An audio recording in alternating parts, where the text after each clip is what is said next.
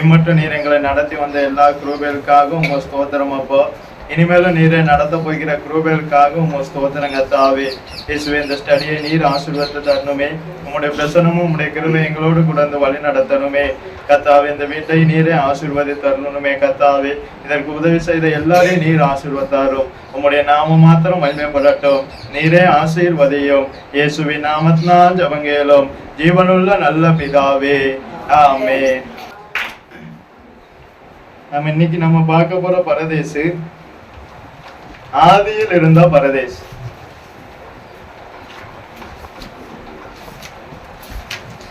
பரலோகத்தை குறித்ததான வெளிப்பாடு என்கிற தலைப்பிலே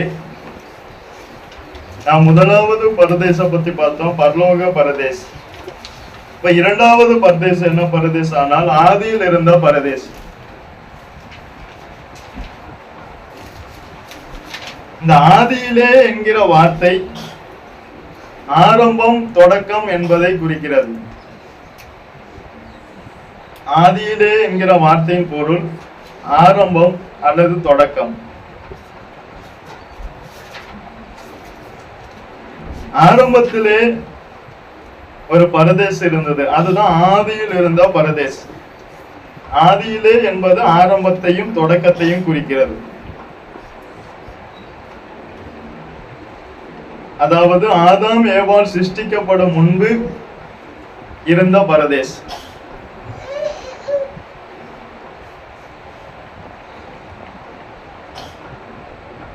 நாம இப்போது பார்க்கிற பூமி கர்த்தர் இதை புதுப்பிக்கப்பட்ட பூமி. இது ஆதியில் இருந்த பூமி அல்ல. ஆதியிலே பூமி இப்படி இருந்ததில்லை. ஆதியில இருந்த பூமி எப்படி இருந்ததானால் அதுக்கு முன்பு ஒரு வசனத்தை வாசிங்க. ஆதியாகமம் 1ஆம் அதிகாரம் 1ஆம் வசனமும் 2ஆம் வசனத்துல முதல் பாகமும் வாசிங்க. ஆதியிலே தேவன் வானத்தையும் பூமியையும் சிருஷ்டித்தார். பூமியானது ஒழுங்கின்மையும் வெறுமையுமாய் இருந்தது. அப்போ நல்ல கவனிங்க. ஆதியிலே தேவன் வானத்தையும் பூமியையும் சிருஷ்டித்தார். ஆனா அந்த பூமியானது ஒழுங்கின்மையும் வெறுமையுமாய் இருந்தது. ஆனா ஏசாயா தீர்க்கதரிசி புஸ்தகம் 45ஆம் அதிகாரம் 18வது வசனத்தை வாசிங்க. ஏசாயா 45ஆம் அதிகாரம் 18வது வசனம். வானங்களையும் சிருஷ்டித்து பூமியையும் வெறுமையா இருக்க.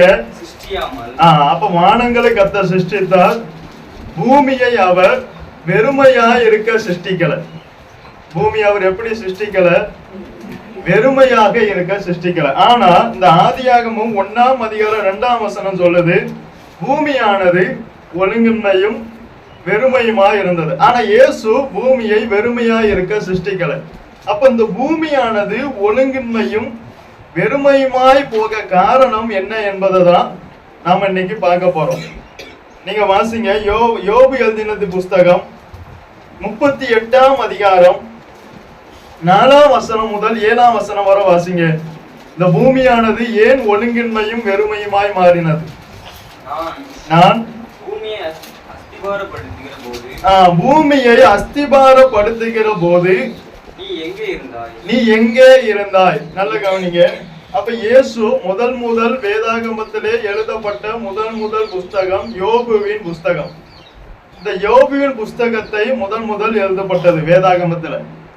ஆனா அந்த யோபுல ஏன் காரணம் என்னன்னா, பூமியை நான் அஸ்திபாரப்படுத்தும் போது நீ எங்கே இருந்தாய்? அப்ப பூமியை முதல் பூமி என்ன செய்யப்பட்டது? அஸ்திபாரப்படுத்தப்பட்டது. அதை தொடர்ந்து வாசிங்க. நீ அறிவாளியானால் அதை அறிவி. அதற்கு அளவு குறித்தவர் யார்? அதின் மேல் நூல் போட்டவர் யார்? இதை நீ அறிந்திருந்தால் சொல்லு. அதன் ஆதாரங்கள் எதின் மேல் போடப்பட்டது? அதன் கோடிக்கல்லை வைத்தவர் யார்? அப்பொழுது விடிய காலத்து நட்சத்திரங்கள் எப்பொழுது பூமியை அஸ்திபாரப்படுத்தும் போது அங்க என்ன இருந்தது? அப்ப பூமி அஸ்திபாரப்படுத்துவதற்கு முன்பே என்ன இருந்திருக்கு? விடியற் காலத்து நட்சத்திரங்களும் சூரியனும் அங்க என்ன செஞ்சது? இருந்தது. பூமி அஸ்திபாரப்படுத்துவதற்கு முன்பே சூரியனும் நட்சத்திரங்களும் இருந்தது. விடியற் காலத்து நட்சத்திரங்கள் ஏகமாய் பாடி தேவ புத்திரரும் எங்க இருந்திருக்காங்க? பூமியை அஸ்திபாரப்படுத்துவதற்கு முன்பு தேவ தூதர்களும் இருந்தாங்க. தேவ புத்திரர் எல்லாரும் கெம்பீரித்தார்களே. ஏன் கெம்பீரிக்காங்க? ஏன்னா இந்த பூமியை அஸ்திபாரப்படுத்துறது யாருக்காக? தேவ தூதர்களுக்காக. இந்த பூமியை அஸ்திபாரப்படுத்தினது யாருக்காக? தேவ தூதர்களுக்காக. இந்த தேவ தூதர்களுக்காக இந்த பூமியை அஸ்திபாரப்படுத்தும் போது அந்த தேவ தூதர்கள் எல்லாம் கெம்பீரிக்காங்க. அவங்களுக்கு சந்தோஷம். ஏன்னா எங்களுக்காக கர்த்தர் ஏதாவது இப்ப நமக்கு ஒரு பரலோகத்தை கொடுக்கும்போது நமக்கு என்ன இருக்கு? ஒரு சந்தோஷம் இருக்கு. இந்த பூமியில நமக்கு என்ன துக்கம் வந்தாலும் அந்த பரலோகத்தை நோக்கி பார்த்த போது நமக்கு என்ன வந்தது? ஒரு சந்தோஷம். அந்நியரும் பரதேசிகளும் என்று எண்ணி அதை நாடி போகிறார்கள். வருத்தமோ சஞ்சலமோ துன்பமோ வியாகுலமோ இது எல்லாம் வந்த போது பவுலுக்கு சந்தோஷத்தை கொடுத்தது எது? அந்த பரலோகம், அந்த நக்கை நோக்கி பரம அழைப்பு. அப்ப அவனுக்கு அதை எனக்காக கத்த ஒரு ஸ்தலத்தை ஆயத்தம் பண்ணி இருக்கிறார் என்கிற ஒரு சந்தோஷம். இதே போலதான் தேவ தூதர்களுக்கு இந்த பூமி எனக்காக கத்த சிருஷ்டிக்காரே, எனக்காக அந்த பூமி அஸ்திபாரப்படுத்துகிறாரே என்று அவங்களுக்கு என்ன இருந்தது? ஒரு சந்தோஷம். இந்த பூமியில தான் யார வைக்கார்? தேவ தூதர்களையும். தேவ தூதர்களை எங்க வைக்கார்? பூமி அஸ்திபாரப்படுத்தினது யாருக்காக? தேவ தூதர்களுக்காக. இந்த பூமியில யார வச்சார்? தேவ தூதர்களை தான் வச்சார். இதுக்கு தலைவர் யாரு? குழுக்கு ஆட்சி செய்யும் பொறுப்பு யார் கையில இருக்கு? லூசிபர் கையில, கேருப் கையில. அதாவது இந்த சம்பவத்தை பொறுத்தவரை இவர் இன்னும் யாரா மாறல? லூசிபரா மாறல. அப்ப அவர் யாரு? கேருப். இந்த பூமியை பொறுத்தவரை அவனுக்கு பேர் என்னது? கேருப். இந்த கேருப்பு தான் இதுக்கெல்லாம் யாரு? ஆட்சி செய்யும் பொறுப்பு. நீங்க எசேக்கியேல் 28ஆம் அதிகாரம்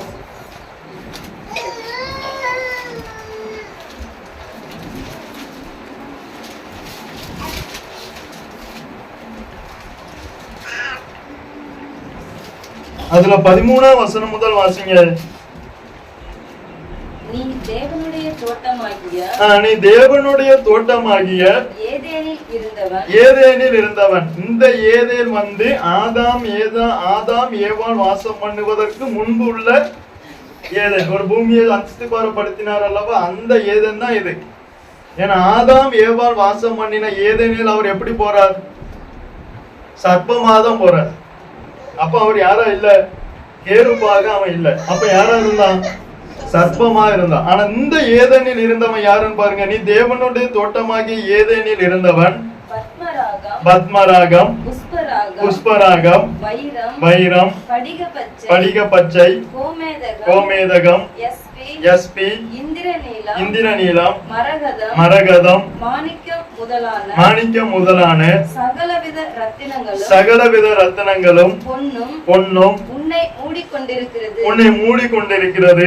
நீ சிருஷ்டிக்கப்பட்ட நாளில் உன் மேல வாத்தியங்களும் உன் நாகசுரங்களும் உன்னிடத்தில் ஆயத்தப்பட்டிருந்தது. அப்ப மேல வாத்தியமும் நாகசுரம் எல்லாம் யாருக்காக ஆயத்தமாக்கப்பட்டது?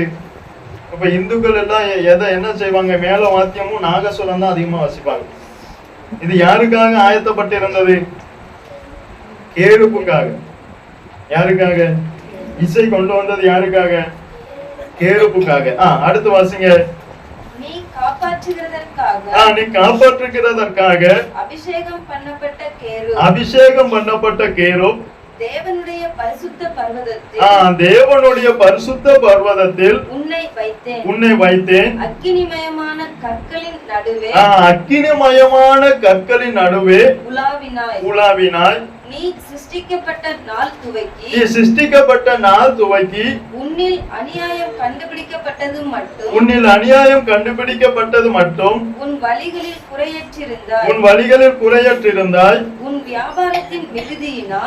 உன் வியாபாரத்தின் மிகுதியினால் உன் கொடுமை அதிகரித்து நீ பாவம் செய்தாய். எதனால பாவம் வந்தது?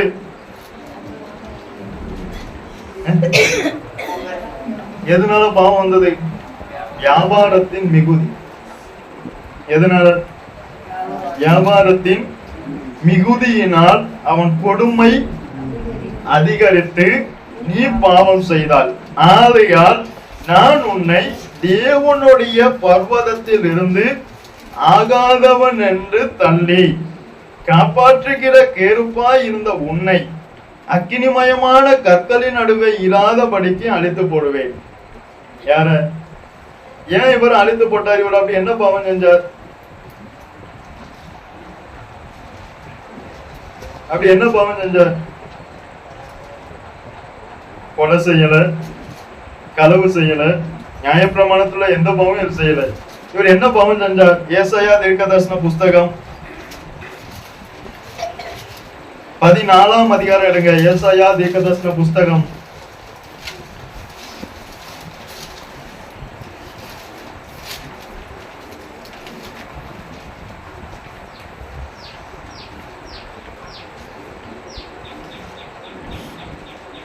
12ஆம் வசனம் முதல் வாசிங்க. அதிகாலையின் மகனாகிய விடிவெள்ளியே, நீ வானத்திலிருந்து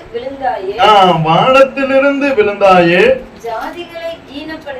ஜாதிகளை ஈனப்படுத்தினவனே, நீ தரையிலே விழ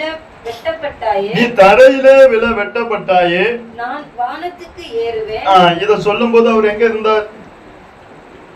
இந்த 13ஆம் வசனத்தை அவர் சொல்லும் போது எங்க இருந்தார்? இந்த 13ஆம் வசனத்தை அவர் சொல்லும் போது அவர் எங்க இருந்தார்?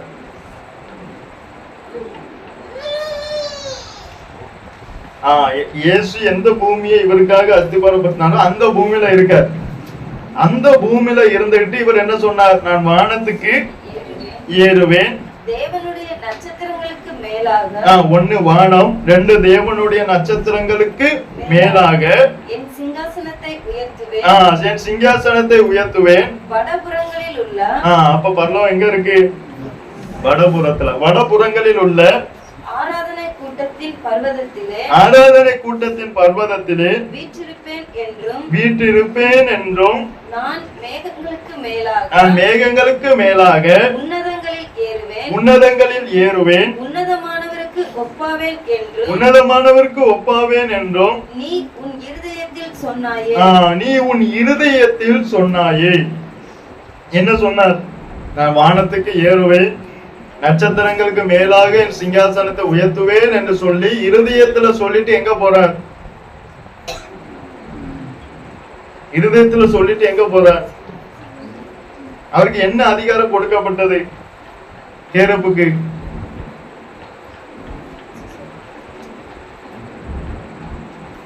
ஆராதனை, அந்த வடபலத்தில் உள்ள ஆராதனை கூட்டத்துல போய் உலாவுவதற்கு என்ன கொடுக்கப்பட்டது? அவருக்கு உரிமை கொடுக்கப்பட்டது.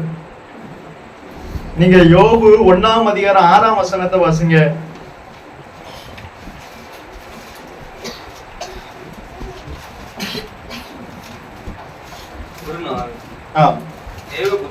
தேவபுத்திரர் கர்த்தருடைய சந்நிதியில யார் வந்து நிக்கா? தேவபுத்திரர் யாரு? தேவதூதர்கள் வந்து நின்ற போது சாத்தானும் அவர்கள் நடுவிலே வந்து நின்றான். அப்ப யாரா இருக்கா இவன்? அப்ப சாத்தானா இருக்கும் போதே எங்க போயிருக்கான்? கர்த்தருடைய சந்நிதிக்கு அவனால போகும். அப்ப அவன் கேருப்பா இருக்கும்போது போக முடியாதா? சாத்தானா இருக்கும் போதே எங்க போயிருக்கான்?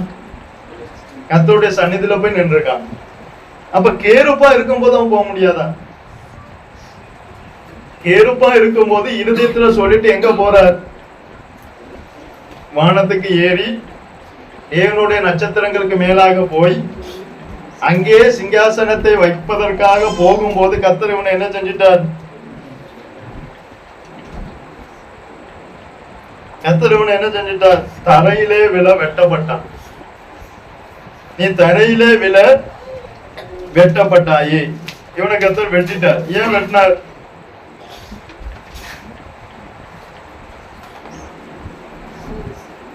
இவனுக்குள்ள என்ன வந்தது? இவனுக்குள்ள என்ன வந்தது? பெருமை. என்ன பெருமை? என்ன பெருமை? உலக பெருமை இன்பம் எல்லாம் குப்பையாய் மாறணும். உண்மையே என் கண்முன் வைத்து ஓடி ஜெயிக்கணும். இந்த உலக பெருமை எல்லாம் என்னது? நமக்கு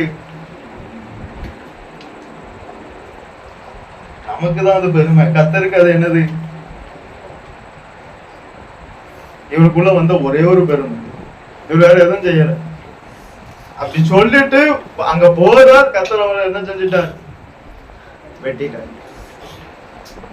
தம்மை நோக்கி கூப்பிடுகிறவர்களுக்கு அவர் சமீபமாய் இருப்பதை விட உண்மையாய் தம்மை நோக்கி கூப்பிடுகிறவருக்கு தான் அவர் சமீபமா இருந்தார். கர்த்தர் நம்முடைய ஜபத்துக்கு சமீபமா இருப்பான்னு சொல்லல. அந்த ஜபம் உண்மையா வரணும். இவனுக்கு கர்த்தர் சமீபமா இல்லையே, இவனை கீழே தள்ளிட்டாரு. ஏன்? இருதயத்துல என்ன இருந்தது? பெருமை. என்னாலதான் நான் தான் சொல்லவே கூட. அந்த பெருமையே நம்மளை என்ன செய்யும்? கீழே தள்ளி. அதனால பவுல் எதை எடுத்தாலும் என்ன சொல்லுவார்? இது என்னால் உண்டானது, தேவனுடைய. எப்போதுமே தேவனை முன்னிட்டு தான் நம்ம பின். அதனால தாவீது எங்க போனாலும் என்ன கேட்பார்? முசுகட்ட செடியின் இறைச்சலை கேட்கணும். அவரா போகக்கூடாது. முசுகட்ட செடி இறைச்சல். அப்ப நம்ம உள்ளத்துல என்ன வரக்கூடாது? பெருமை வரக்கூடாது. இது அவளை விழ தள்ளிட்டு. எங்க விழுந்தார்? பூமியில விழுந்தாரா? பூமியில விழுந்தாரா? இல்ல. எங்க வச்சு தடுத்துட்டார்? மேக மண்டலத்துல. அதனால மேக மண்டலத்தை தடுத்தனால யோபு 38:9 வாசிங்க.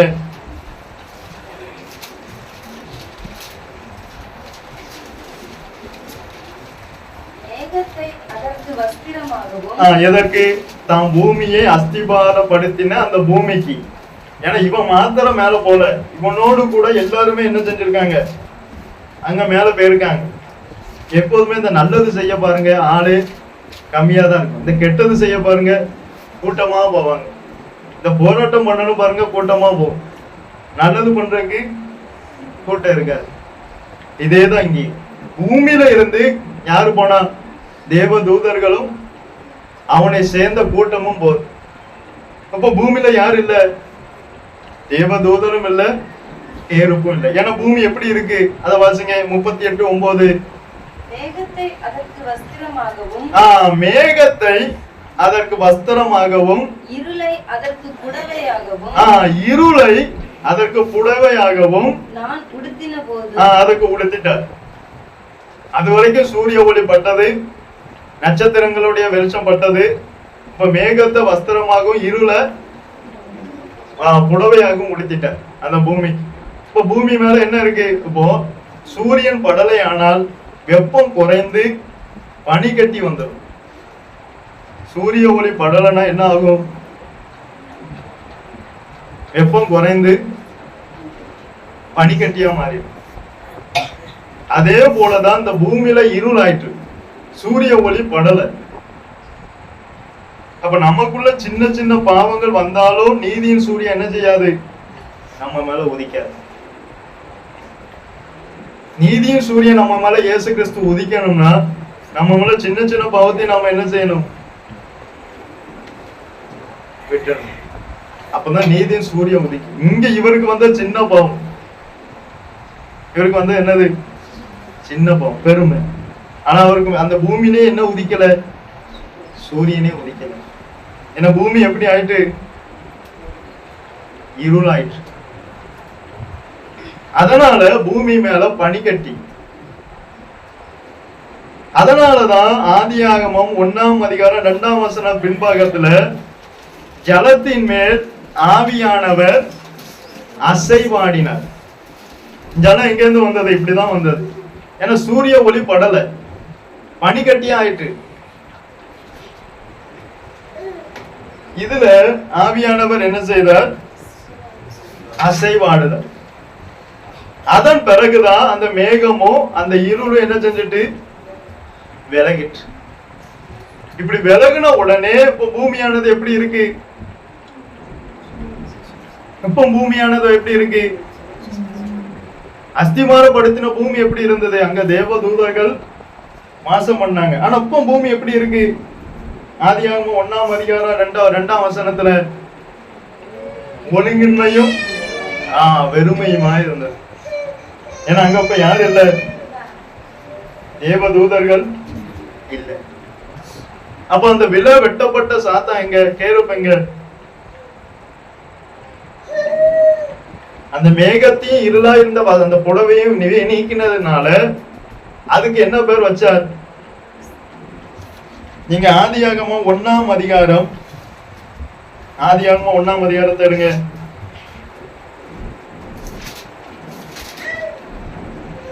அதுல 7வது வசனத்தை வாசிங்க.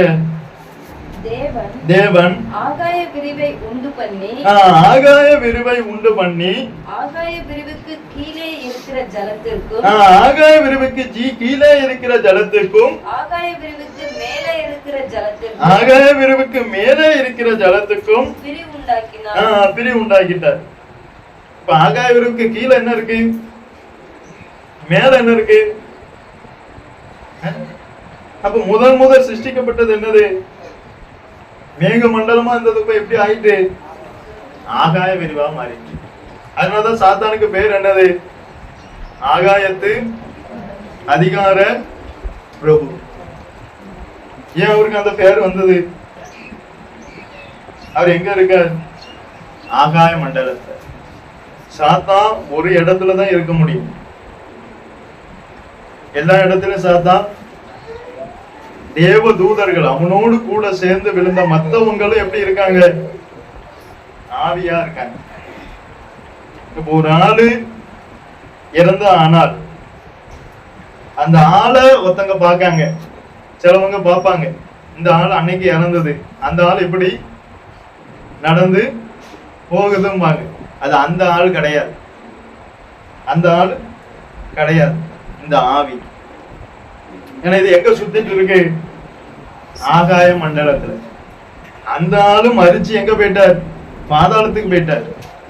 ஆனா ஆவி உருவத்தை காட்டும். ஆவி எதை காட்டும்? உருவம். அந்த உருவத்தை காட்டிதான் அவங்களை என்ன செய்யும்? வஞ்சி. அதனால கிறிஸ்துவுக்குள்ள மரித்தவங்க எங்க போவாங்க? பரதேசுக்கு போவாங்க. கிறிஸ்துவுக்குள்ள மரிக்காதவங்க பாதாளத்துக்கு போவாங்க. எந்த ஆவியும் இந்த உலகத்துல சுத்திட்டு இருக்காது.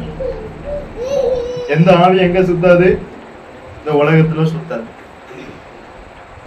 அது அவருடைய ஆவி. யாருடைய ஆவி? லூசிபருடைய ஆவி. இப்ப அந்த ஆவி எங்க இருக்கு? ஆகாய மண்டலத்துல. அதான் சங்கீதம் 19 நினைக்கிறேன், சங்கீதம் 29:1 இருக்கும். ஆகாய மண்டலத்திலே உமக்கு நிகரானவர் யார்? அங்கேயும் நிகர் யார் தான்? இயேசு கிறிஸ்து தான். ஆகாய மண்டலத்திலே உமக்கு நிகரானவர். அது வாசிங்க, 1ஆம் வசனம் நினைக்கிறேன், வாசிங்க.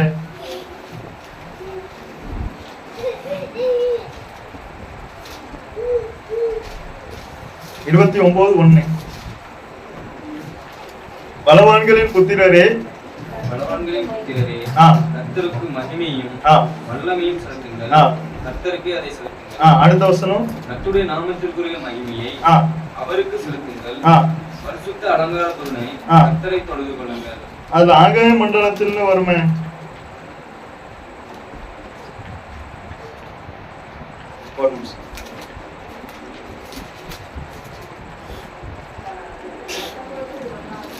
சங்கீதம் 19:1 சார். சங்கீதம் 19 அதிகாரம் 1 வசனத்தை வாசிங்க. வானங்கள் தேவனுடைய மகிமையை வெளிப்படுத்துகிறது.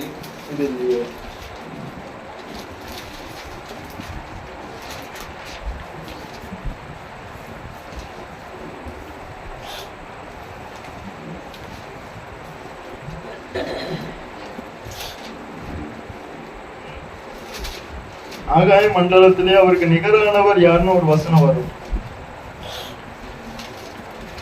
ஆகாய மண்டலத்திலும் அவருக்கு நிகரானவர் யாரு? அங்கேயும் யார்தான்? கர்த்தர் தான் பெரியவர். ஆகாய மண்டலத்திலும் யாரு பெரியவர்? கர்த்தர் தான் பெரியவர். ஆனா அந்த வசனம் உண்டு. இப்ப ஆகாய விரிவை என்ன செஞ்சார்? இப்ப என்னெல்லாம் இருக்கு? முதலாவது மேக மண்டலம், நட்சத்திர மண்டலம், பரலோகம். இப்ப என்ன இருக்கு? ஆகாய மண்டலம், நட்சத்திர மண்டலம், பரலோகம். இந்த 3 தான் இருக்கு. இந்த ஆகாய விரிவுல தான் யாரு இருக்கா? லூசிபரும் அவனை சார்ந்த தூதர்கள், அவனை சார்ந்த ஆவிகளும் அங்கதான் இருக்கு. எங்க? இந்த ஆகாய விரிவு. புரியுதா? அப்போ சாத்தா எங்க வரல? பூமிக்கு வரல. எங்க இருக்கார்? ஆகாய விரிவுல தான் இருக்கு. அவனுடைய ஆவிதான் அநேகரை என்ன செய்யுது?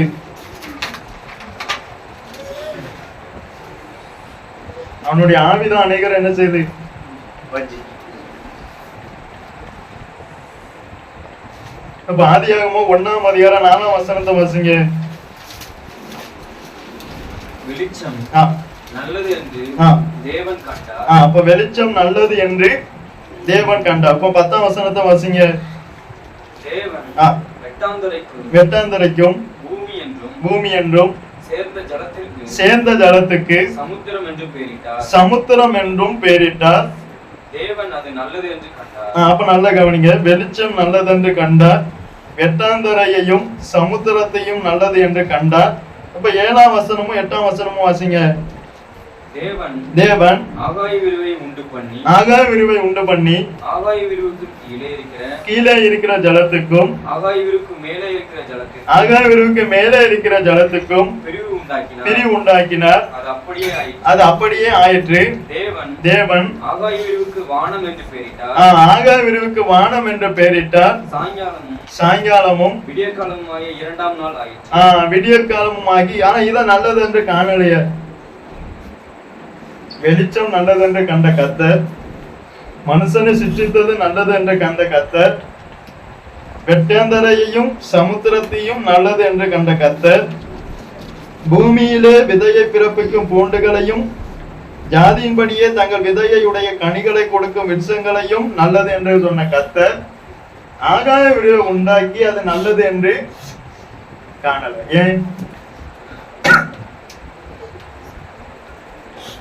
அங்க யார் இருக்கா? ஆகாயத்து அதிகார பிரபு. நீங்க எபேசியர் 2ஆம் அதிகாரம் 2ஆம் வசனத்தை வாசிங்க. எபேசியர் 2ஆம் அதிகாரம் 2ஆம் வசனம். நீங்கள் முற்காலத்திலே இவ்வுலக வழக்கத்துக்கு ஏற்றபடியாகவும் கீழ்ப்படியாமையின் பிள்ளைகளிடத்தில் இப்பொழுது கிரியை செய்கிற ஆகாயத்து அதிகார பிரபு. இப்பொழுது கிரியை செய்யறது யாரு? ஆகாயத்து அதிகார பிரபு. சாத்தானுக்கு நிறைய பேர் உண்டு. நம்ம பேய்ங்க, அசுத்தாவிங்க, சாத்தான் போ, அது எல்லாமே யாருதான்? அந்த லூசிபர் தான். ஆகாயத்து அதிகார பிரபு.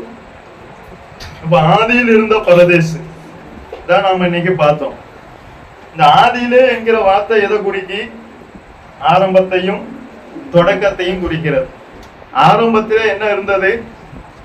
ஒரு பரதேசு இருந்தது. அது எங்க இருந்தது? பூமியில இருந்தது. ஆதாம் ஏவாள் வாசம் பண்ணின இந்த ஏதேனுக்கு முன்பு ஒரு ஏதேன் இருந்தது. அங்க யார் இருந்தா? தேவதூதர்கள் இருந்தாங்க. எங்க? ஆதியிலே இருந்த பரதேசில யார் இருந்தா? தேவ தூதர்கள் இருந்தார். அதை ஆட்சி செய்யும் பொறுப்பு யாருக்கு? லூசிபருக்கு. கேருப்பு தான் அதை என்ன செய்தார்? ஆட்சி செய்தார். அப்ப அவருக்கு என்ன வந்தது? நல்லா ஆட்சி செஞ்சுட்டு இருக்கும் போது என்ன வந்தது? நான் வானத்துக்கு ஏறுவேன், நட்சத்திரங்கள் மேலாக என் சிங்காசனத்தை உயர்த்துவேன் என்று சொல்லி எங்க போறார்?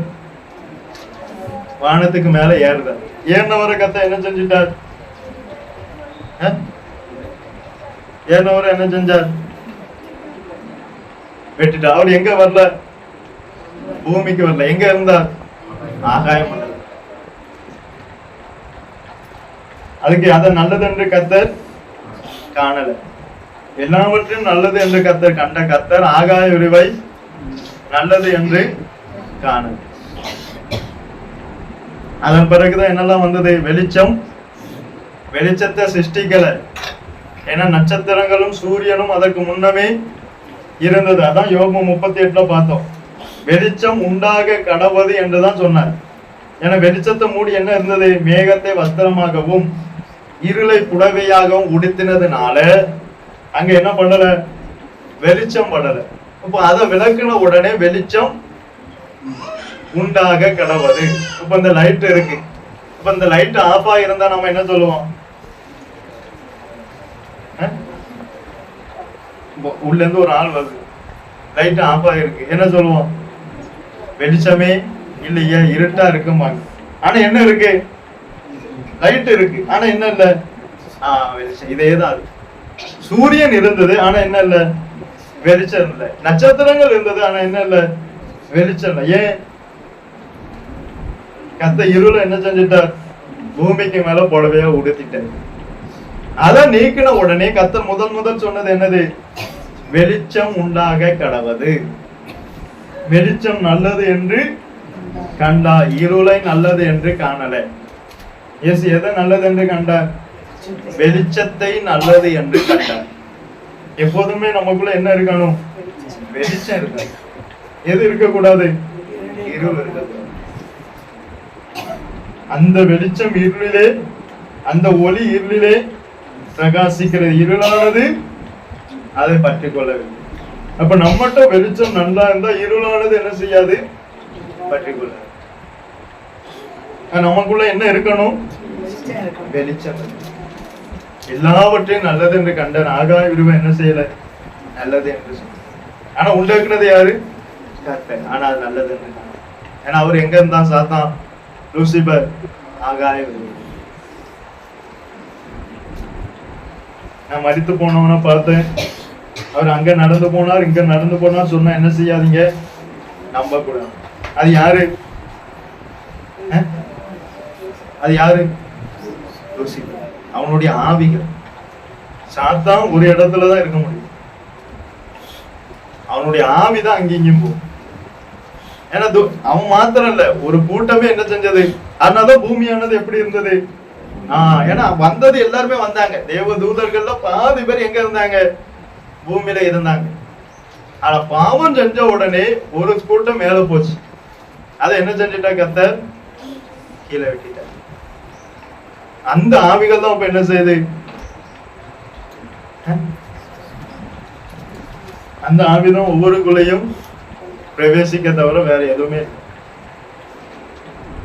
அந்த ஆவி ஆகாயத்து அதிகார. இந்த ஆவிகள்ல பல இது இருக்கு. புரிஞ்சுதா? இப்ப நாம பார்த்த பூமி எது? ஆதாம் ஏவாள் வாசம் பண்ணின பூமி அல்ல. நாம் இப்ப பார்த்தது என்ன பூமி அல்ல? ஆதாம் ஏவாள் வாசம் பண்ணின பூமி அல்ல.